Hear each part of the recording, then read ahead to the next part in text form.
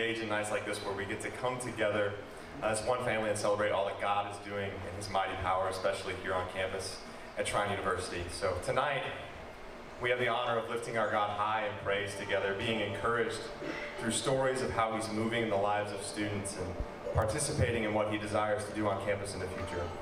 So we'd like to begin our evening with a time of worship through music. So would you stand and join us as we lift our God high tonight?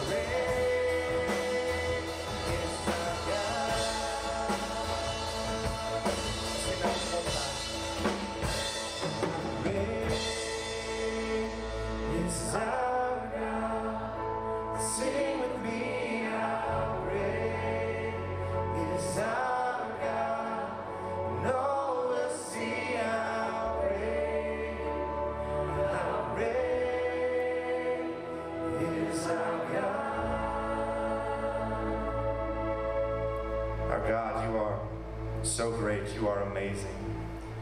With a name that is above every other name, and our souls sing because of how great you are. So tonight we thank you. We thank you for your grace that is poured out for each of us through Jesus Christ. We thank you for your faithfulness, the faithfulness of your promises played out in our lives and through this ministry. We thank you for the ways that you have met students where they are on this campus and walked alongside them as they grow in a relationship with you.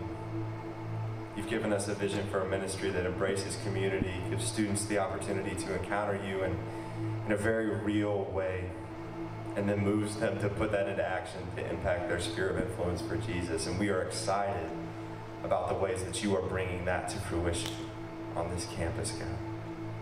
So God, thank you for this ministry of CCH and how you have used it and are continuing to use it to impact the world for Christ. May you be blessed tonight, and we encourage through our time together. In Jesus' name, amen. Go ahead and have a seat. Amen. Welcome to the Christian Campus House's 33rd annual banquet. I'm so glad each of you is here. Yeah, good clap for that. 33 years this ministry has been just discipling and evangelizing the campus of Tri-State and Trine University. And we're excited that you're here tonight. My name is Travis Wilhelm. I'm the lead campus minister for CCH. And I'm just excited that each one of you is here to celebrate what God is doing on campus. And I see this banquet and our time together as an opportunity to just see and hear how God is moving on campus. And He is moving on campus in great ways. And you're in for a treat. We've got 3 students that are going to share how God has been working in their life and how God is working through their life to impact other people. And our heart's desire is that you will, just as Jordan prayed, you'll be encouraged, you will be blessed by being here, and that our opportunity together really that God receives the glory and as He deserves it, and that we are edified together. So thanks for being here tonight. I want to introduce a few groups of people tonight as we get started that just feel that should be recognized. The first is our board of directors, and we have 7 men that serve on our board. And if you would stand, we have Dwight and Martha Savage, and oh, there they are. And they're not sitting next to each other, but that's not uncommon, okay?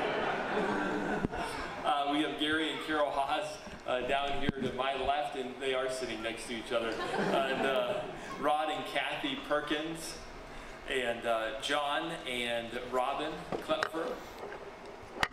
There they are. And we've got Mike and Laura Ham, and Craig and Beth Williams as well. And so excited for these men that just oversee the ministry and just do an amazing job just directing who we are and our presence on campus. So yeah, let's give it up.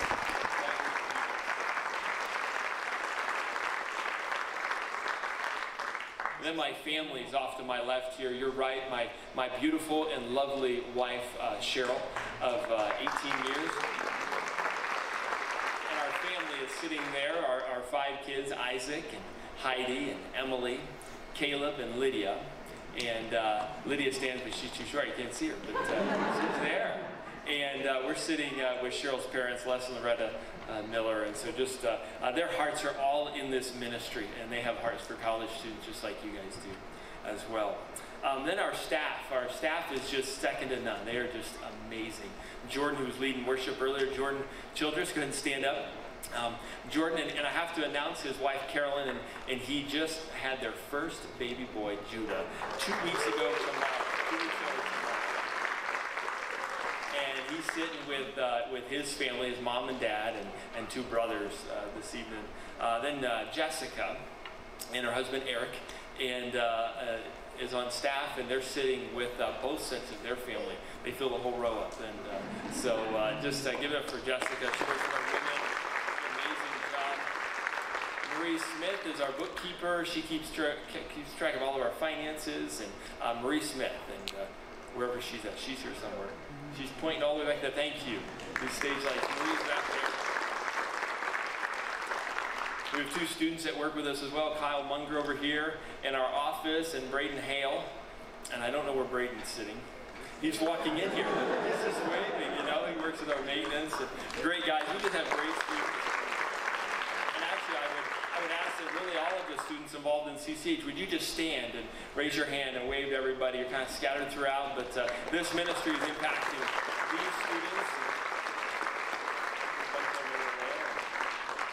And then the parents of students. I got to meet and say hi to several of the parents, but the parents, family, grandparents of those students. Would you stand? We want to recognize you. Thank you for being here. So would you stand?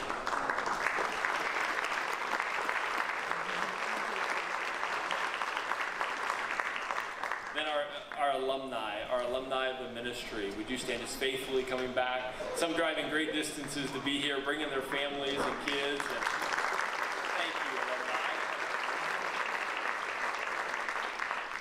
And just lastly, we have a number of supporting churches, 34 supporting churches. And if you're a part of one of those churches, you're here representing your church and just loving this ministry as well, would you stand? We want to thank you for being here as well. So if you're from one of the supporting churches, thank you.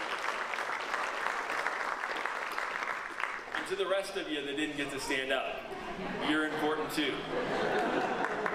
We love you and thank you for being here for sure. Sansi, thank you. Sansi, stand up Sansi. I'm going to introduce her later on a little bit, but Sansi is our new intern this semester. And go ahead, next to you, go ahead and Kent, stand up. Her fiance Kent is next, and then Kent's family and Sansi's mother are sitting there as well. So my wife helps me.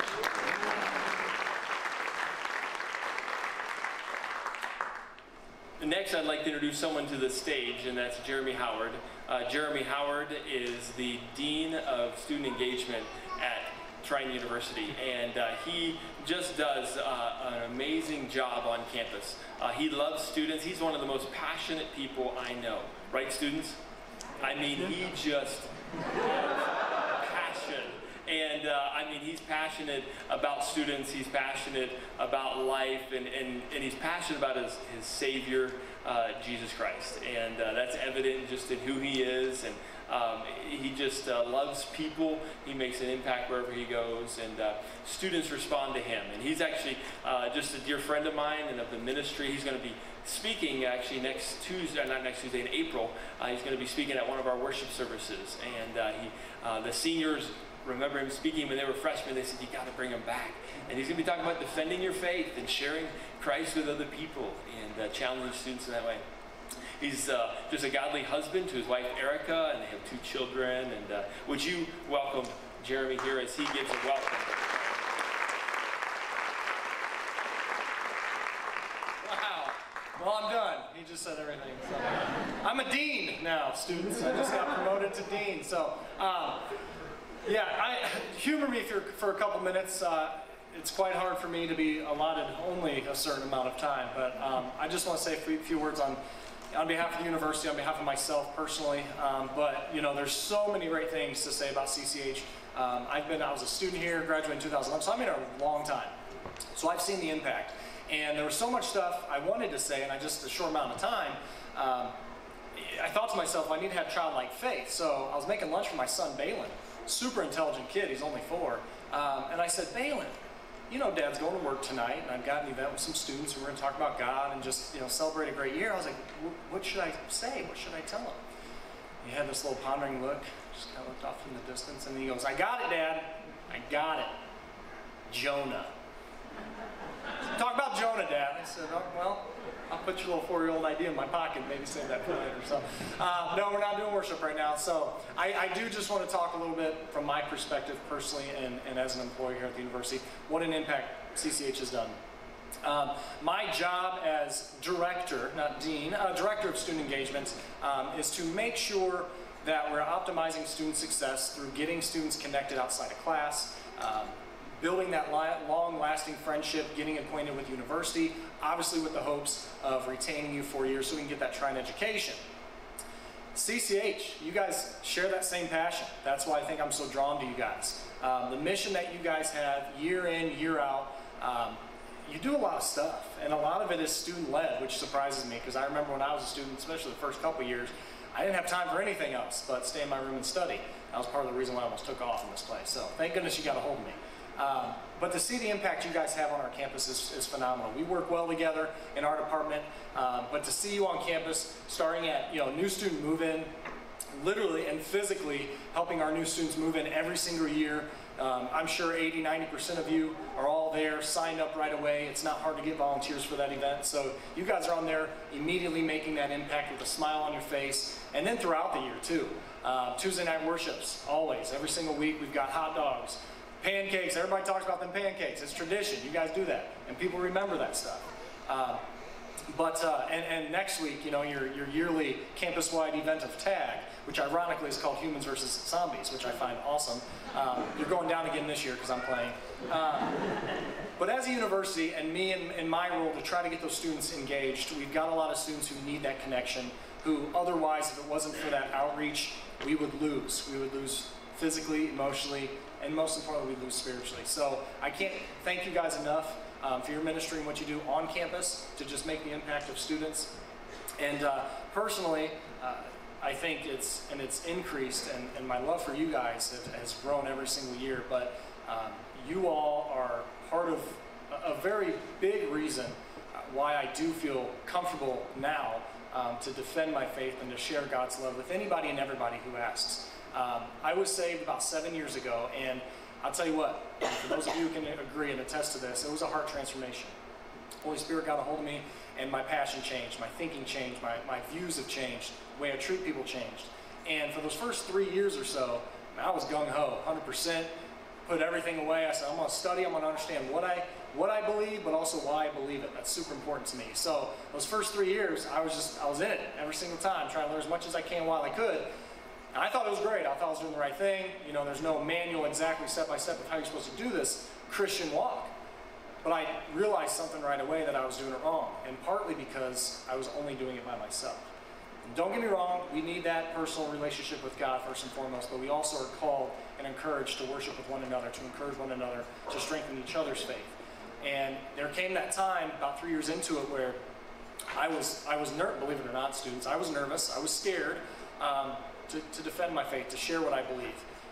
This idea of privatizing your space at your time is something that I think as a society we're very prone to. So part of me was like, I need to get out there. I need to share my faith. Like, stop being afraid, Jeremy. Just be you, but just talk about God instead of you. So I'm like, okay, that should be hard.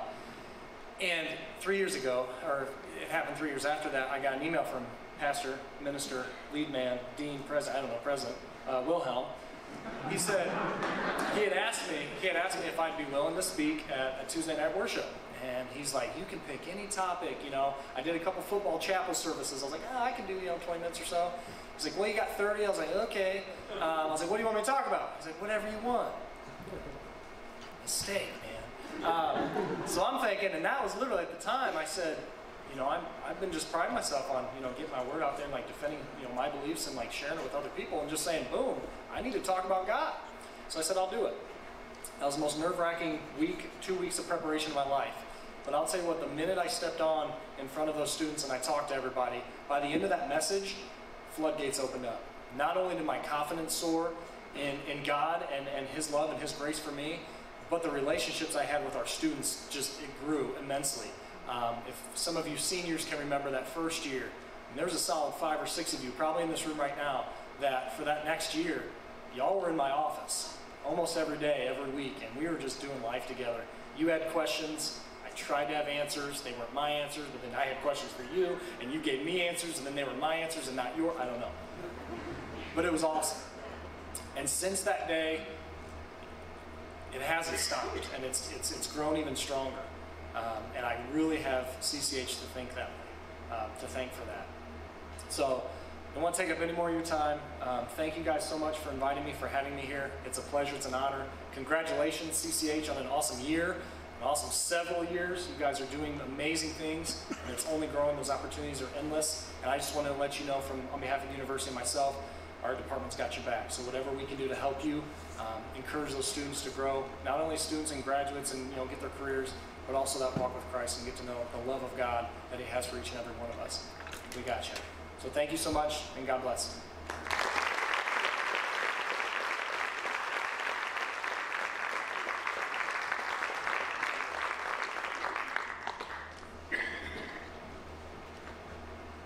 I think you should be a dean. Don't you think so? Hey, I want to introduce our first student to come up here, Cody Snyder, who's going to share his story. Cody is just a great young man, studying mechanical engineering, senior, going to be finishing up this year. And while he's been on campus, he's been involved in cross country, indoor and outdoor track, knowing and just being around the ministry. You're going to hear more from him. But as I've hung out with him, I've come to just know that he just has this easygoing personality that just makes you so comfortable to be around and talk and hang out. And as he lives in the Guy's house this year, I see that people come into the Guy's house and they feel just welcomed and embraced, and just a gift and a quality that he has. He's graduating this spring, and he'll be working for U.S. Molders in where's that? Reynolds, Indiana. And so will you welcome Cody as he shares his story.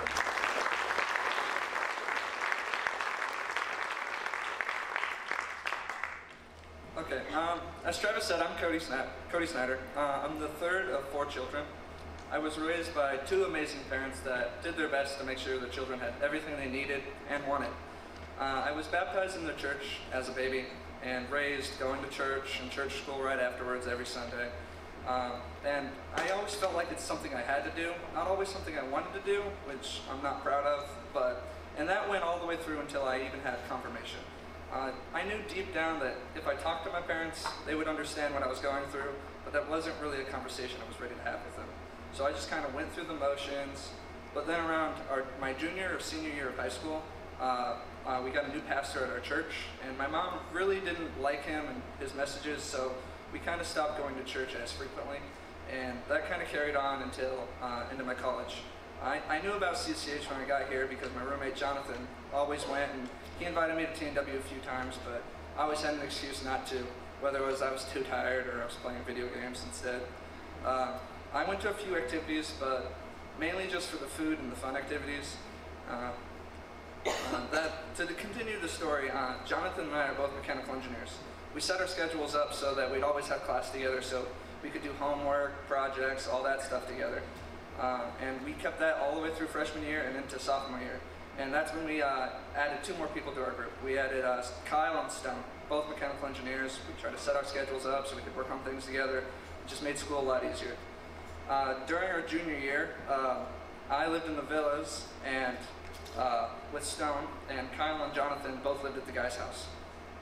We ended up doing homework at the Guy's house on the 3rd floor, sprawled out all over the place, projector screen on, pretty much anybody couldn't use it because we were always up there doing homework. Since we were always there doing homework, I started going to events, and they all stopped to go to TNW, so I decided to start going, and I really started to enjoy it. Then the fall retreat came, and Kyle asked if I was going, and I told him I really didn't know and I didn't have the money to go. So he grabbed his laptop and just started signing me up, saying I had to go. I really didn't have a choice. And he said not to worry about the money. He found a scholarship, so I went. And I was really glad that happened, because that retreat was really a great experience, and I grew closer to God. Later that year, it became time to sign up for people to live in the guy's house. I knew Jonathan and Kyle were going to be there, so I decided to try to get in. To my surprise, I was actually chosen to move into the guy's house. And I would like to thank the CCH staff for that opportunity. Because of them, I have grown closer to everyone in the house and built bonds that will never go away. I know that anyone in the house would do anything they could to help me when I needed it. Just the other weekend, we took a day trip to Chicago just to pick up computer parts for me. And then we were up till 12:30 in the morning putting it all together. And this was all because one time I mentioned to Kent that I was thinking about building a computer. And then the next week he pulls me into his room and has a list itemized with prices of everything I would need to get it all done. He did all the research and everything without me even asking. And then this year at the fall retreat, I got baptized. That comes with a very interesting story. So we had the main worship session where they open the floor to people who want to be baptized. When they do that, all the leaders come up to the front and stand up there. And then they opened up the floor, and I just had this feeling that I really should go forward and get baptized. But I was fighting with myself because, you know, I've already been baptized as a baby. Do I need to be baptized again? But then every time I would look up to the front, I would see Travis, and it would look like he was staring dead at me. And that didn't help, but I still really didn't want to do it. But then another leader got up on stage, and again, felt like he was talking right to me, and he said that even though you've already been baptized, you can be baptized again. And basically, it'll be more of your choice instead of your parents if you were baptized as a child, which was exactly how I was feeling. So again, still fighting myself on the inside, still didn't want to go up. But I looked up in front of me to the right was both Jonathan and Kyle. And like I'm up above them, like the chairs are set up on tiers. So there's literally a chair in front of me. And I was like, if I can get over this chair and go up to them and tell them how I'm feeling, they'll drag me to where I need to go. After a lot of tried attempts, or failed attempts, I finally got my foot over the chair in front of me and like balanced across and walked across them over to Kyle and Jonathan. I leaned over and was like, hey guys, I think I want to do this. So then they grabbed me and dragged me over to Travis. And then that's when it all started. Travis took my confession of faith, and then me and Jonathan had to run back to our cabin because I wasn't planning on doing this. I was wearing jeans and a t-shirt. Didn't really want to get baptized in that. But that was no problem. We were both runners, so we ran back and made it back in no time. And then I was baptized, and that was really amazing. Ever since then, I have grown closer to God and the people of CCH, which has changed my whole outlook on life. The Tuesday after the retreat, we had open mic night at TNW, where people could share their stories from the retreat or even life. After many people telling me I should go up and tell the story I told all you, I finally did. But before I went up, Jonathan went up and told the people that I got baptized, so when he said that, I was like, oh, now I have to go up. But something else he said was that he had been praying for that to happen, and I really had no idea, and that's just really cool. Being a part of CCH is something I wish I would have done freshman year. Not joining sooner is probably one of my biggest regrets from college. Being a part of CCH has been great. I have met so many people that I would never know if I didn't join, and I have built many friendships that will last a lifetime. And for that, I would like to thank CCH and all of its supporters that make it possible. Thank you for your time. Have a wonderful night.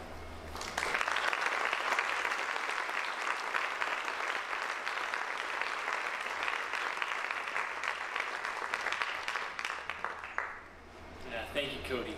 It's been awesome to watch his life just be transformed and God just working in his life and through his life. And, yeah, thanks for sharing. Thanks for sharing. I want to invite Sansi Jenkins up to the stage. Sansi is, as I shared earlier, our events and our marketing intern, and she's just done an amazing job. She has a huge part in this event and the dinner that we'll have later on, and I've just had a real joy working with her. But she's going to announce our Distinguished Faculty Award recipients. And that award started a number of years ago when we as a ministry and the board recognized that what we do is as Jeremy said, try to have an impact in students' lives, but we're not the only ones that are seeking to do that. And so there are faculty members that are on campus that they are there because they want to make a difference. They want to impact students' lives. And in fact, we oftentimes go unappreciated and taken for granted. And so we said, let's develop an award where we recognize a faculty member once a year. And we ask our senior class to nominate that faculty member. And so Sansi is going to share with you the recipient of this year's Distinguished Faculty Award.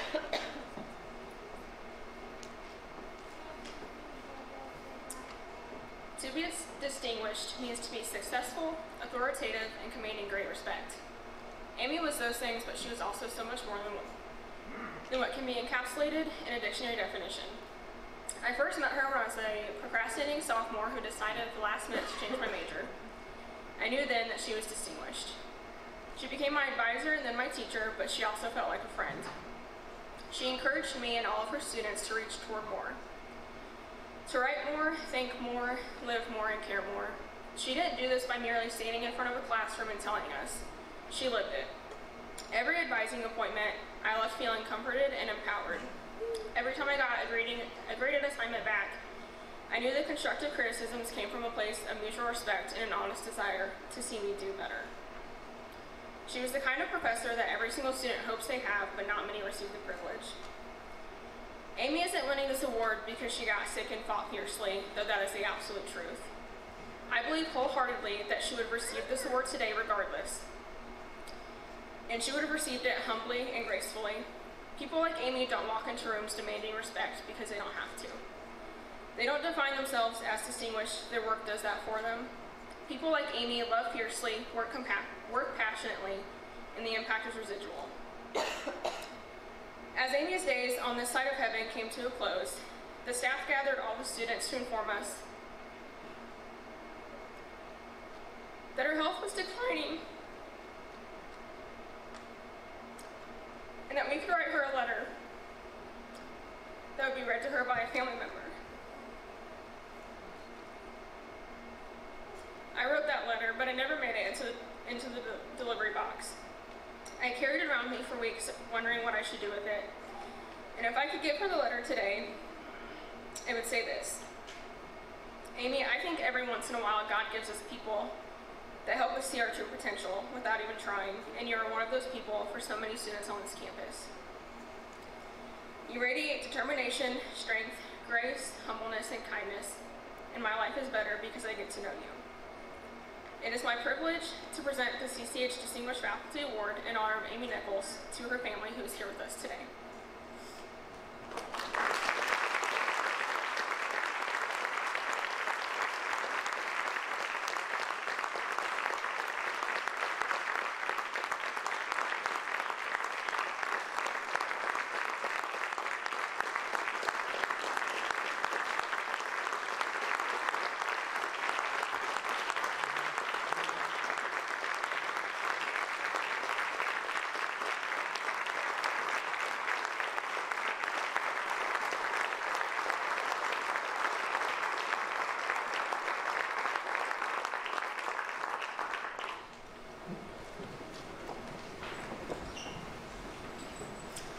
Scott just handed me his speech that he had written and asked me to read it here. I'd like to start out by saying thank you for giving our family the opportunity to come back to Trine to accept this Distinguished Faculty Award in Amy's honor. As Amy was my wife, mother, daughter, friend, professor, colleague, and dean, who was very humble when it came to being told how good she was at each of the after-mentioned positive positions. You may ask yourself, what does this mean by each of the after-mentioned positions?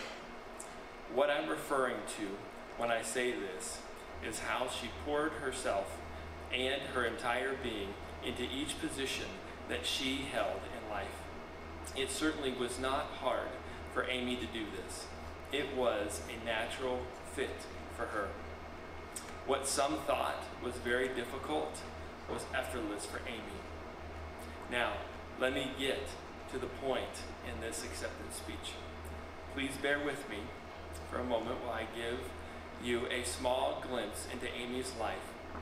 Amy's cousin, Brian, who is like a brother to her, has over the years been on Amy's prayer list. After he graduated from high school, he moved to Florida. While starting life there, he made some bad decisions that included his roommate overdosing and ending his life. After a few years of continuing this lifestyle, Brian knew that to break free from it, he would need to distance himself from it. He called Amy and me, who he looked up to, and asked our opinion. We said, move back here. Fast forward to 2002. Brian moved back to Camden. Amy and I were building our home, and I told her that I would take Brian under my wing and try to steer him in the direction we knew that he needed to go by putting himself to work helping us build.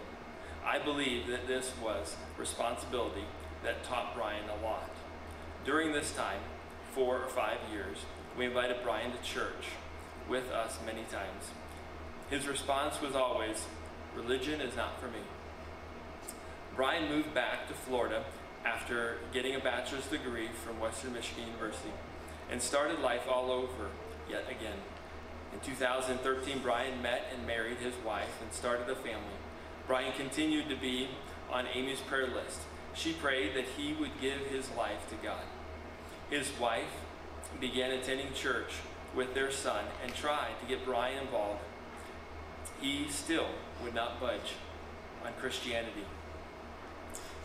We now moved into 2018, where Amy has been diagnosed with ovarian cancer and begins her fight against this disease. Throughout the years, Brian and I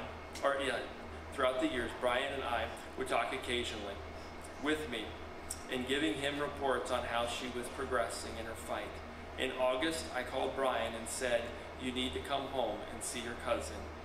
He gave me an excuse of, "We can't afford it and I can't get off work." I again called in September, telling him he needs to come home, to which he gave the same excuse. Amy passed away on October 11, 2018 after fighting cancer for 7 months, and Brian still did not come home for her memorial and listened to an array of excuses. He finally admitted to me that he could not accept the fact that she had cancer and might not make it, and didn't want to remember her that way. I imagine everyone is wondering why I lay out this speech this way. Let me get to the memorial of the speech, or the moral of the speech, by stating how humble my wife truly is. If someone would say, "Amy, you helped me by doing this," she would turn that around and say, "No," and I quote, "I didn't do it. You did it yourself."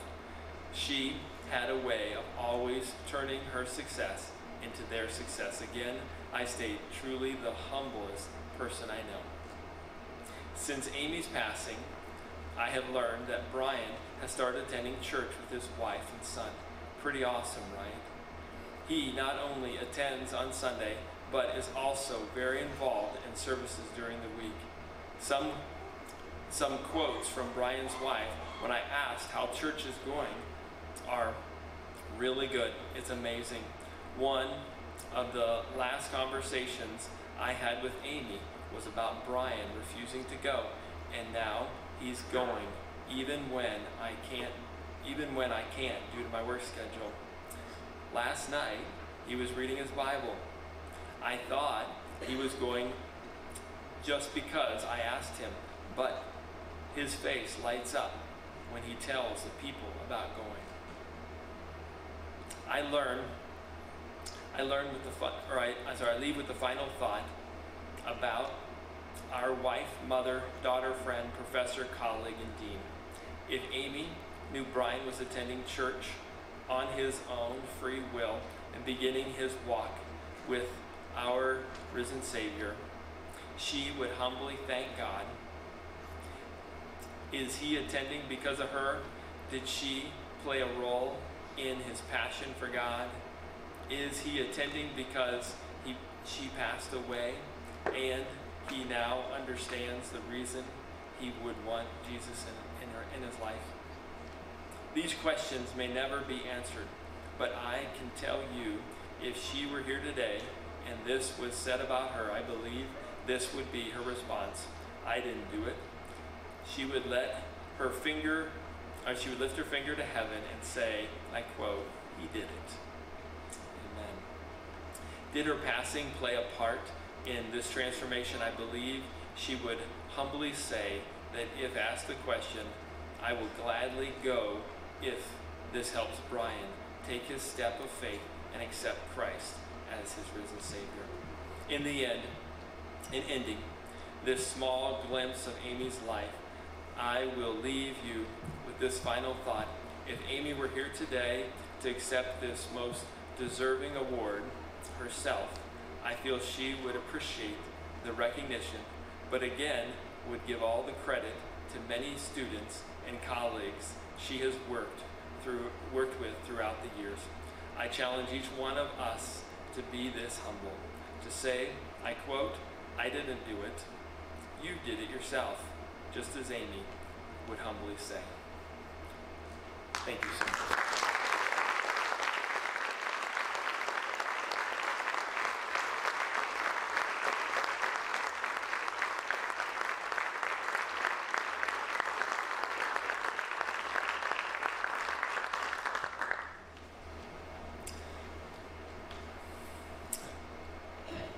Thank you, Scott, and her family for being here. I'd like to introduce Payne Sigmund.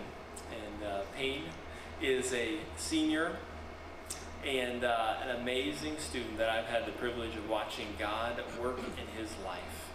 And I've asked him if I might sit down and have a conversation with him and interview him and allow you the opportunity to just hear him tell us some stories that have taken place in his life.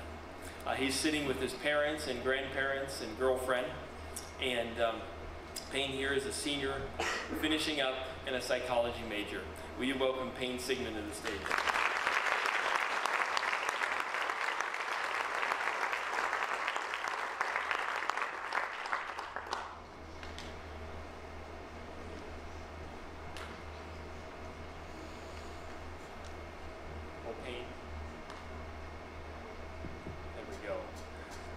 Thanks for coming up and sharing with us. And Payne, why don't you just start off by sharing a little bit of your story, kind of take us back to high school.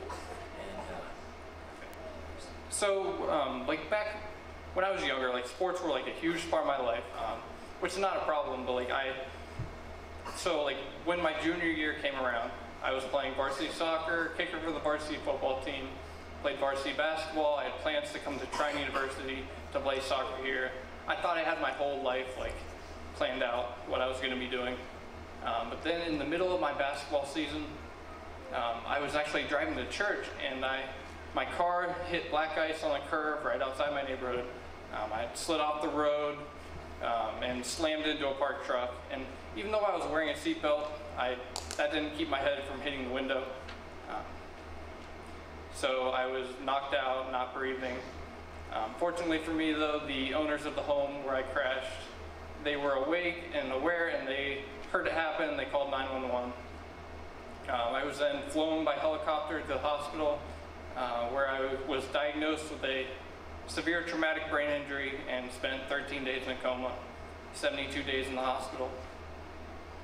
Now, like when I first came out of the coma, I couldn't walk, talk, hold my head up, eat. I pretty much had to relearn everything from that point on. And really it was, like getting through that was like a very humbling experience and really just showed me where my priorities were. Like it helped me to rearrange my priorities to see that like, yes, sports and everything and success in school is a good thing, but that's not the ultimate thing. That's not where my identity lies.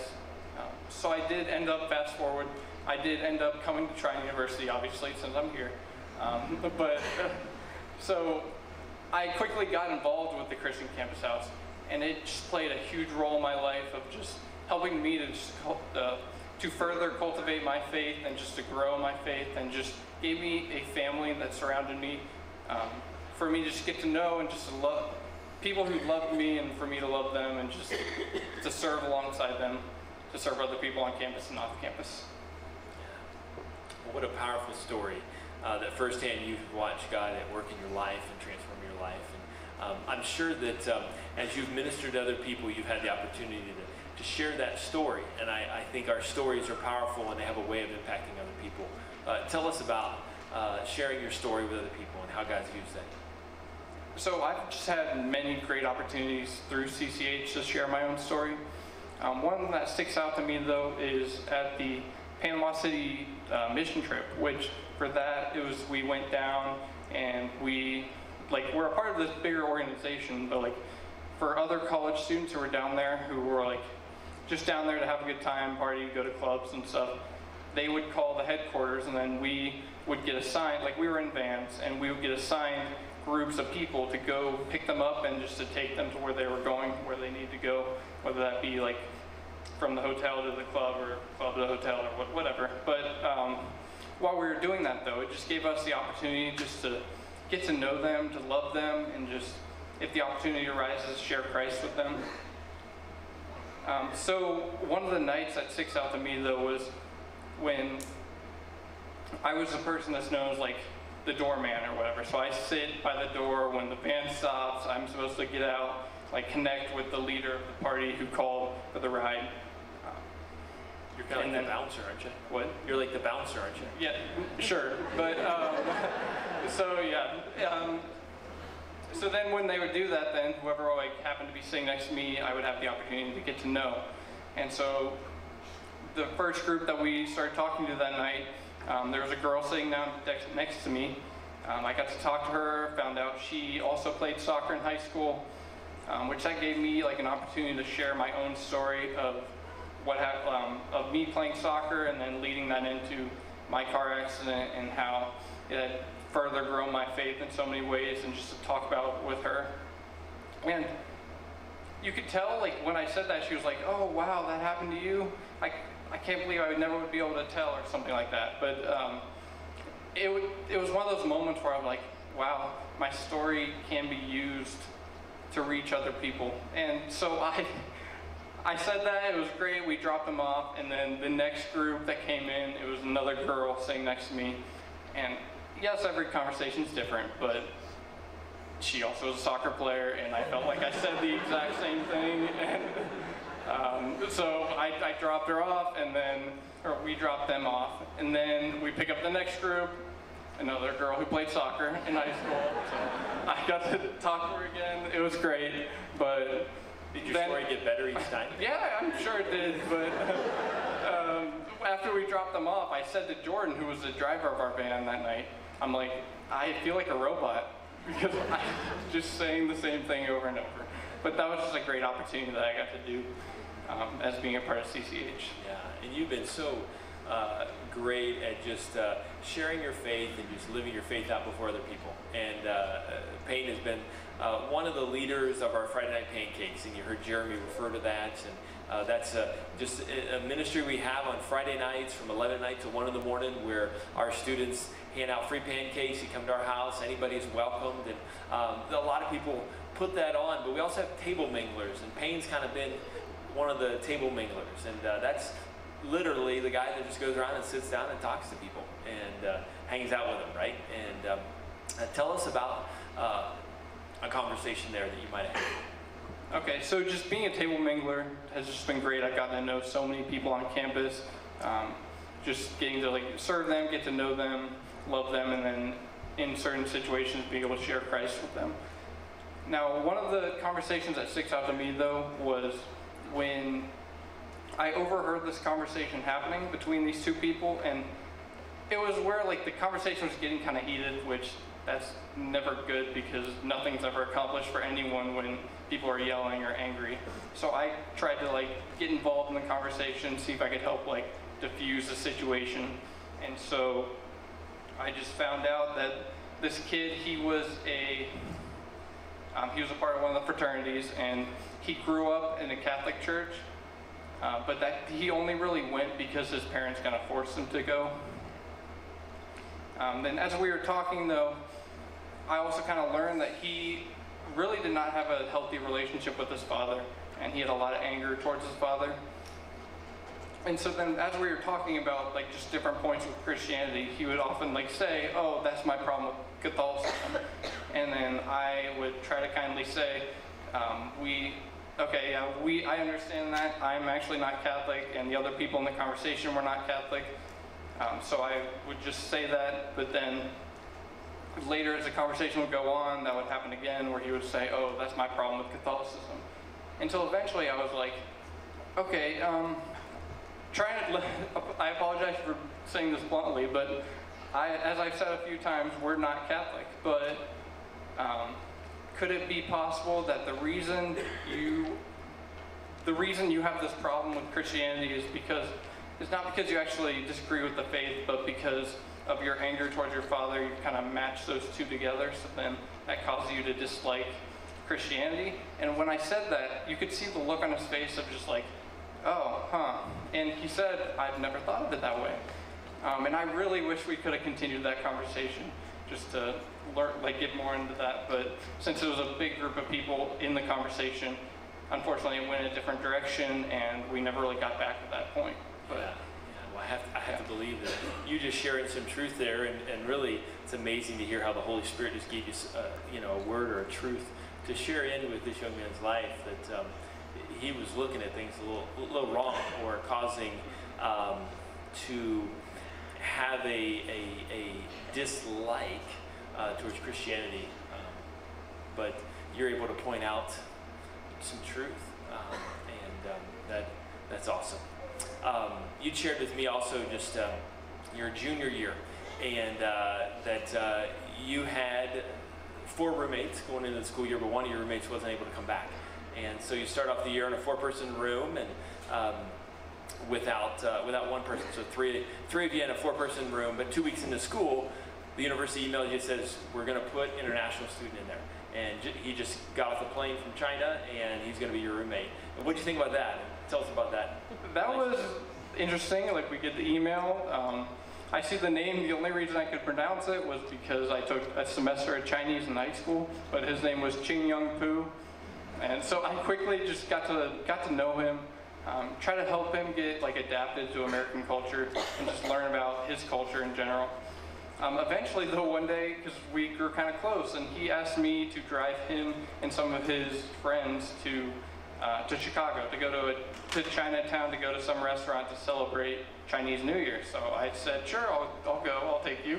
So we get there, but we get into Chinatown, and unfortunately, Chinatown is kind of chaotic. And so I'm driving, I don't know exactly where I'm going, and people are just pulling in and out everywhere. I'm ultra focused, trying not to wreck, and then the two in the back seat are talking to each other in Chinese. I don't know what's going on. Pooh is sitting next to me, and he's on his phone trying to figure something out, but he's not really helping much. And so eventually, sounds a little stressful. Yes. And so eventually, I'm like, Pooh, at every intersection, I want you to tell me, do I turn left, right, or go straight? And eventually, we found like a parking lot. We pull in, and I'm so just like stressed out at this point, and like I see a car pull away, so I pull into that spot. We go, we have a great time at the restaurant. I love having authentic Chinese food. I think we have a picture of that. Yeah. There it is. Oh, yes. yep. Yes. That's me up there with them. And now after we finished though, we go back, I find out that was not a parking spot. It was a taxi cab drop-off. So I had a $100 parking ticket. But we split it evenly, and it was still a great opportunity that I loved. Just getting to know Pooh and just to serve him that way. Could you find that restaurant again? No. Okay.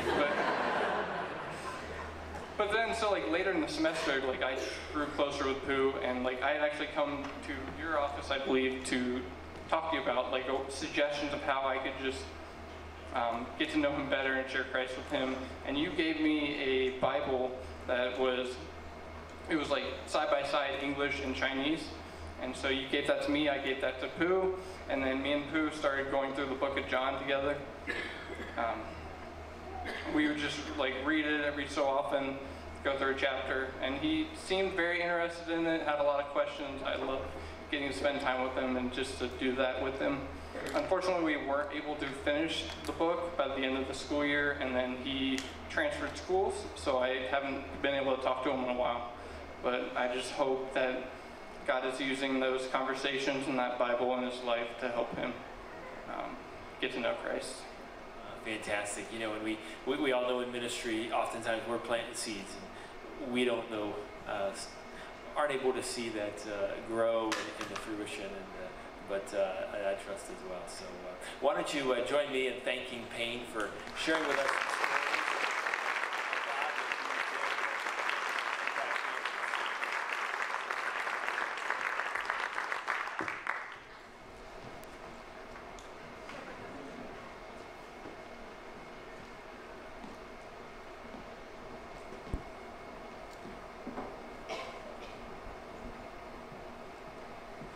Awesome. Thank you, Payne, for sharing. That was wonderful.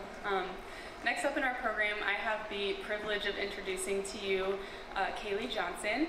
She's our next student speaker, and she is a sophomore this year studying business administration with a minor in marketing.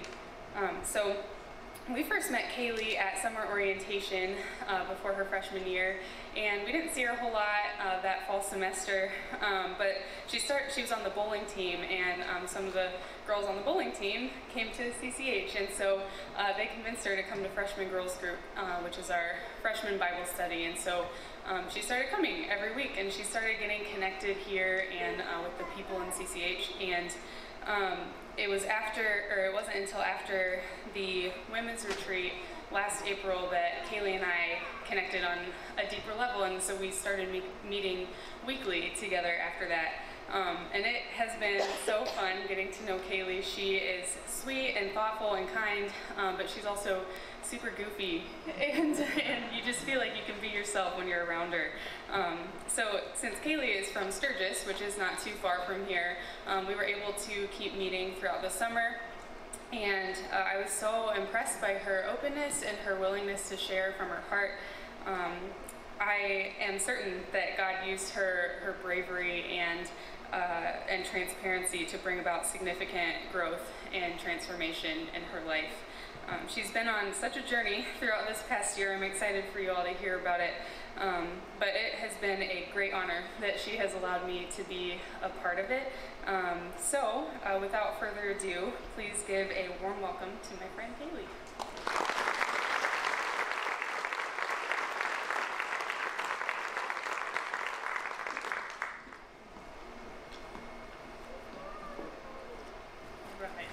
So to start off, unlike a lot of people, I didn't grow up going to church.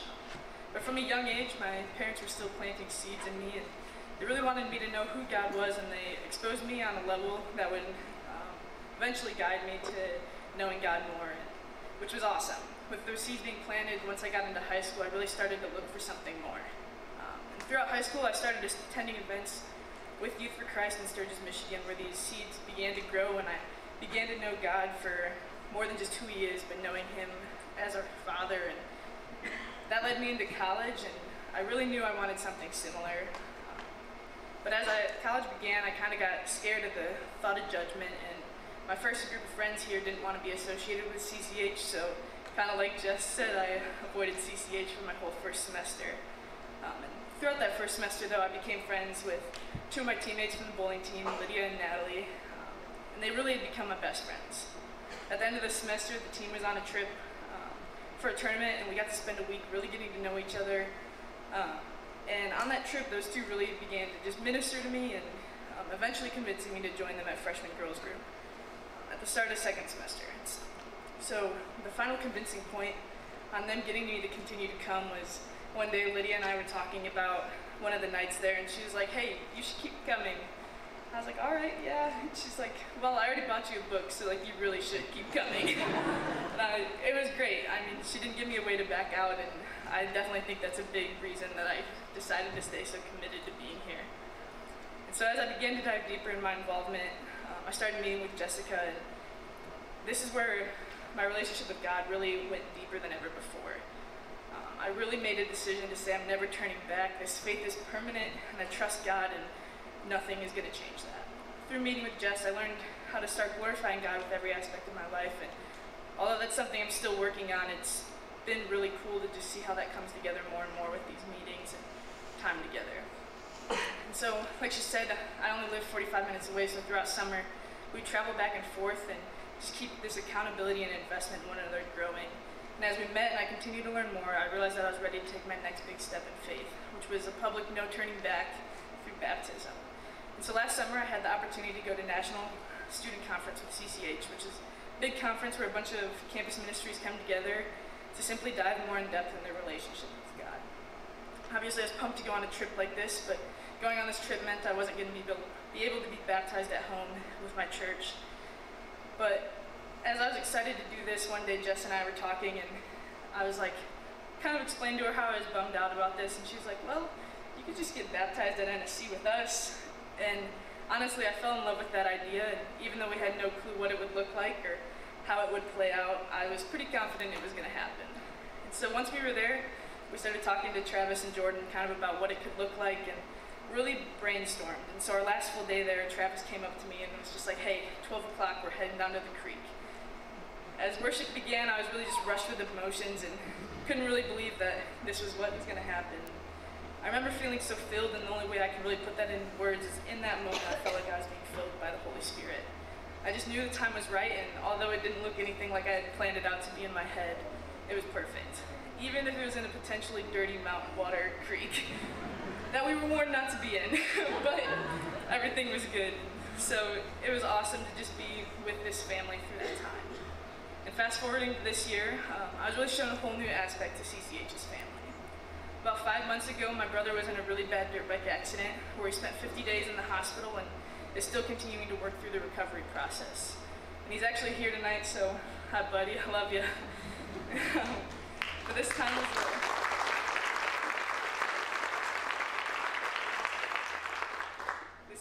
was world rocking in my life. I no longer had this normal, comfortable day-to-day process that I could go through, and didn't really have a home to visit because my parents were living in the hospital with him. But CCH really picked me up and showed me that this is a home and this is a family that I can go to at any point in time. So through the love of everyone in this community, I never felt lost. I knew God was still working through the whole process, and I knew that He was going to protect my brother and hold my family together. During this time, my already amazing friend group really showed me a deeper aspect to having godly friends. There was no time that they weren't there to support me. They would come visit me in the hospital with my family or drive me to see my family and just be there to listen to how things were going. And as I mentioned, this friend group, we call ourselves the gang. And it's not your typical gang either. It's an awesome accountability group that's just filled with love, fellowship, and countless amazing memories. And we started off as a group of about 6 people that all just loved Jesus, but this year that number has grown tremendously, and I'm really thankful that CCH has brought each of us together. So the last thing that I want to touch on is how these opportunities through CCH have impacted where I'll be heading with my future. Ministry is something I've always felt called to, and my senior year of high school, I was actually planning on going to a Bible college to get a degree in ministry. But as you can probably tell, God had different plans, and I ended up here. I really had no clue why I was here and why I suddenly wasn't following this calling, which is something I wrestled with for quite a while. But through retreats, service events, leadership opportunities, and weekly fellowship that CCH has provided, God has refocused and reassured this calling in my life. Now as I'm working on my business administration degree, I plan on using that to work in the field of ministry following graduation. So as I think about my time here with CCH, it has been such a blessing and life-changing experience. I look forward to what God has in store over these next 2 years and how He's going to continue to use CCH to impact Trine after that. So thank you all so much for being here and taking time to listen to me.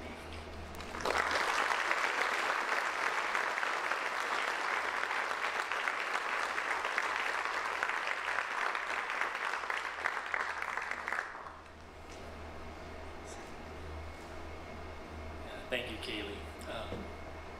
Kaylee, Cody, Payne, let's just give a hand for all 3 of them just cheering.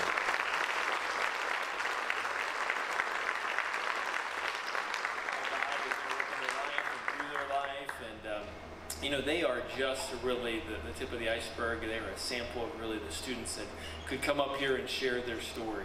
And as we have, as was alluded to earlier, we have this semester, once a month, we have, Jordan and I have stepped down from giving a traditional message, and we said, let's just share stories. And we have been so blessed and encouraged by just open mic is really what it is. And people just come up, and Jordan and I weren't really sure, a little scary just opening the mic up, but to hear people's stories and just how God's at work in their life, or at the retreat, or from the mission trip, and it's been powerful.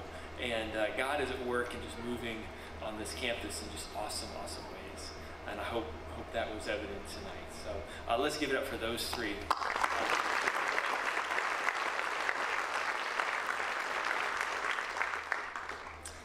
Wanted to share with you that 2 years ago, we started a campaign, a plan, a ministry upgrade plan. And it started with phase 1, which involved kind of an interior renovation of our guys' house with new flooring and furniture, and the house is amazing. And from the gifts given at this banquet, we were able to just do some awesome things inside the guys' house. And last year, we raised money for a parking lot expansion of the girls' house, and sidewalks and stairs, and that is scheduled with our contractor to start in May, and we're excited about that. And we're looking to wrap up this ministry upgrade plan this year with looking at our transportation, looking at our ministry vans. And we recognize that transportation is a huge part of what we do in ministry, taking students to retreats and mission trips, weekend hangouts or service projects, or small groups going out to dinner or going to do something together, that our vans are used all the time for ministry. Our board also recognizes that there is a lot of transporting of staff to meetings, appointments, church visits, as well as staff and students going out to coffee for discipleship, studying the Bible together, an evangelistic conversation. And so transportation is a wonderful part, and is more of a necessity more than a luxury really within our ministry. And we're grateful.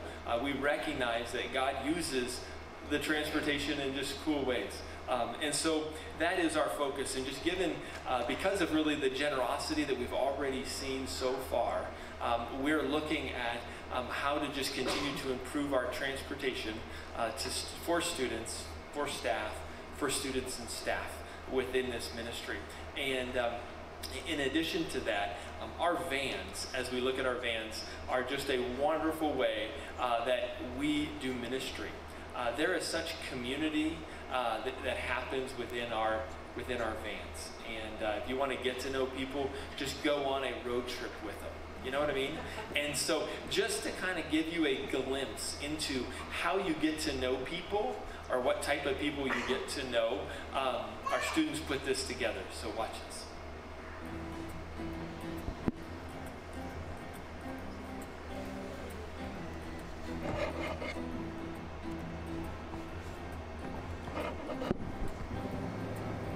Alright, Kelly, when's my next turn?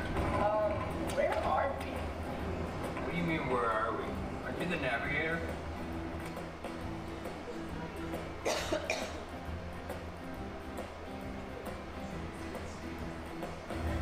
We're there yet! We got a dozer. She's sleeping.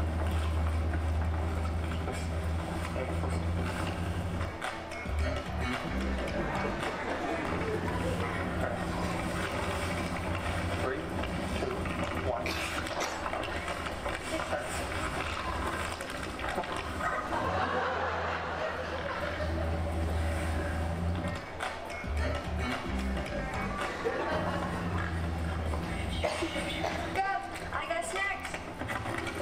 Anybody want coffee?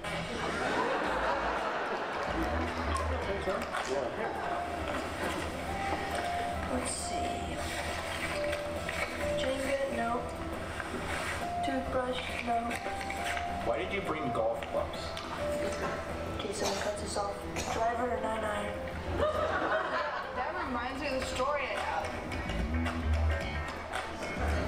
And that's why I gave up underwater basketball.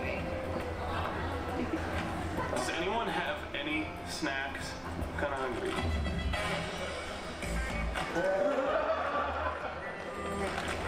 Hey, man. Sweet. Thanks, man. I don't even know what I'm doing with this. Just a small town girl. Living a lonely world. It took the midnight train going anywhere. Are you there yet? No.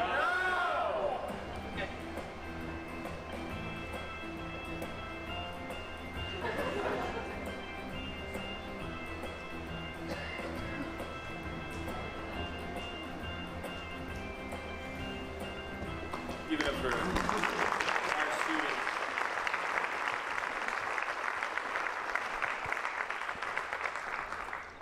Would you like to go on a van ride with all of those folks? I tell you what, community is formed oftentimes in those van rides. You get to know people. Literally, you know, you're rubbing elbows with one another. But community is essential to what we do in campus ministry. I tell you, it's sometimes the glue or the fuel of what we do in developing a community on campus. Is our vision statement that impacts students' lives, and so we see that happening within our vans, within our transporting of students. And so I want to, this year as we are looking at our greatest need, and that is to replace our 2003 15-passenger van with a newer model, one that is safer and more reliable and can get our students from point A to point B, but provide an opportunity for them to be together and travel together.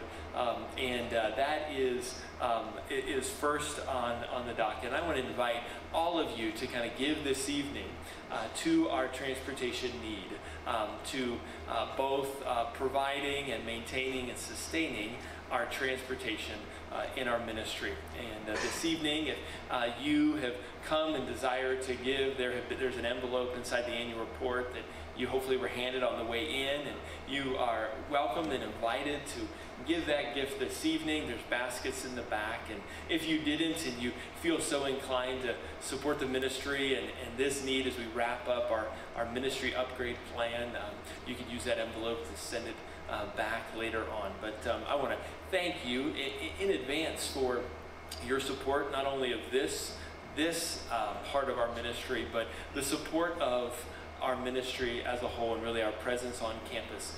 What we do in ministry could not happen. The impact we're having in the students' lives you heard tonight, and countless other students, could not happen without your support. And I know that you are praying and you are thinking and you are sending gifts, and I just want to say thank you for that, because you are partnering with our ministry every time you do those things, and I want to say thank you to that. As we wrap up this evening, I want to invite the worship team to come back up on stage, and we feel there's such an appropriateness to glorify God. You know, we wanted to celebrate Him and what He's doing on campus. And as we sing tonight, really an expression, a response to what we've seen and what we've heard, I think we want to give God the praise for those things. So would you please stand and join us in our closing song.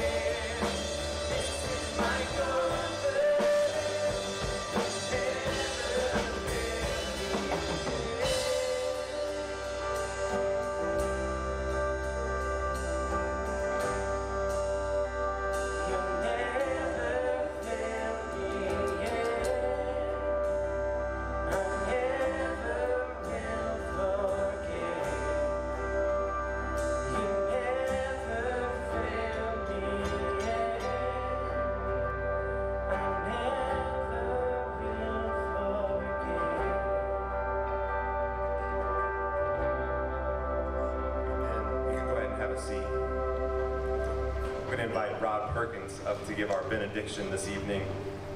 Rod has been on our board since 2011, and he's currently serving as the treasurer of our board. So please welcome Rod Perkins as he comes for our benediction this evening.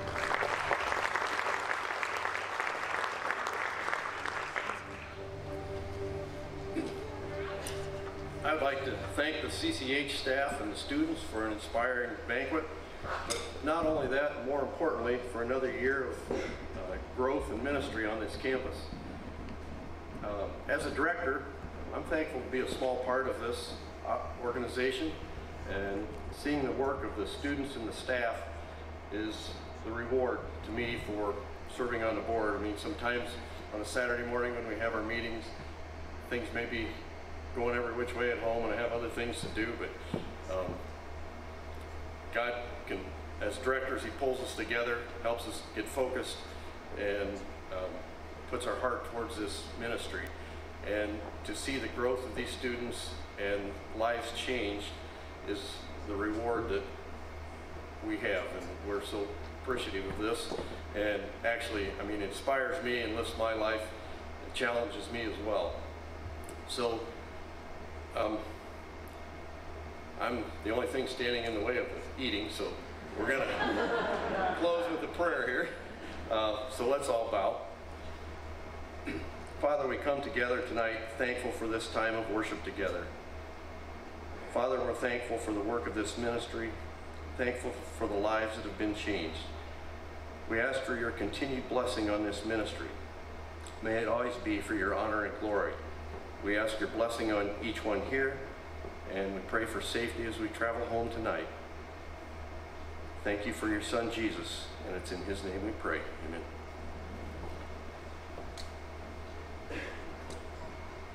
Well, thank you, Rod, and thank you, everyone, for coming and being a part of this celebration. It's not over. We're going to transition to the University Center, and there awaits us in what they call the UC Mall, or appetizers, and there will be an opportunity if you want to take off your raincoat. There'll be a coat check there as well. And about 6:15 or so, we'll open up the dining room and allow you to come in and begin to find a seat. There are open seating for everyone. Find the people you want to sit with, find a table.